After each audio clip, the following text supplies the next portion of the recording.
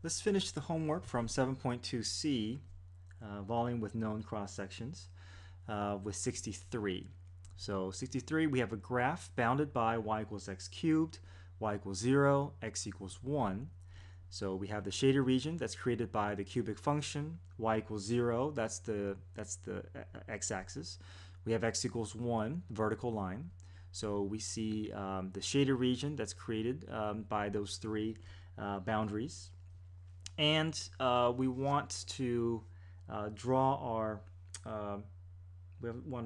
base that is perpendicular to the y-axis. So y-axis is vertical, so perpendicular means that this will be horizontal. So we're going to draw the base that's going to go from one end to the next using horizontal lengths, horizontal bases.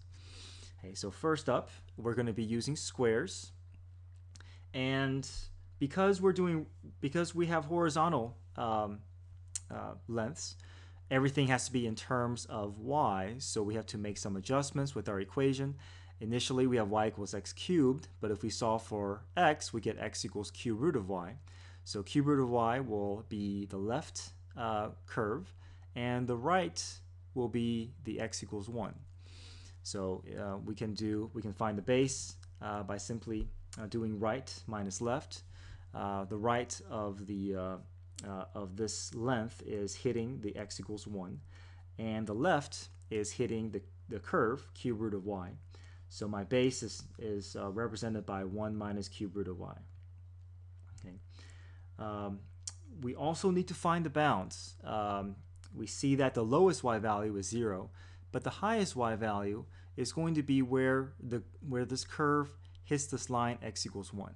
Okay. We can't use x equals 1 as a bound because this is not a y value, right? If we're doing right minus left, everything has to be in terms of y. So we can set cube root of y equal to 1. Okay, x equals cube root of y, x equals 1. We set them equal to each other, and we solve for y. We get y is equal to 1. Okay, so first up is squares. So squares, I draw a square here. My base is 1 minus cube root of y. My height is 1 minus cube root of y. My formula is base times base squared. So volume is equal to the definite integral from 0 to 1, from the lowest y value, 0, to the highest y value, 1. And we just plug into our formula, 1 minus cube root of y quantity squared, and we get a volume of 1 over 10.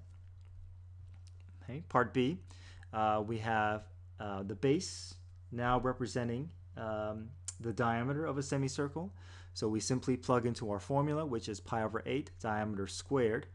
Our bounds will still remain the same. We're still dealing with the same region. We're still dealing with the same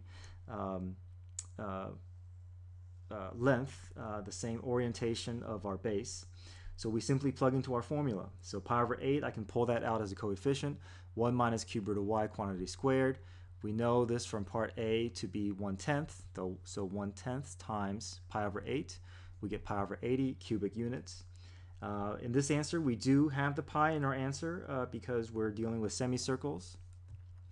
And finally, we have equilateral triangle. Again, the base is 1 minus root y, but now this will represent the base of a triangle. And the formula for a triangle is simply root 3 over 4 base squared. So we plug 1 minus root 3 in for base.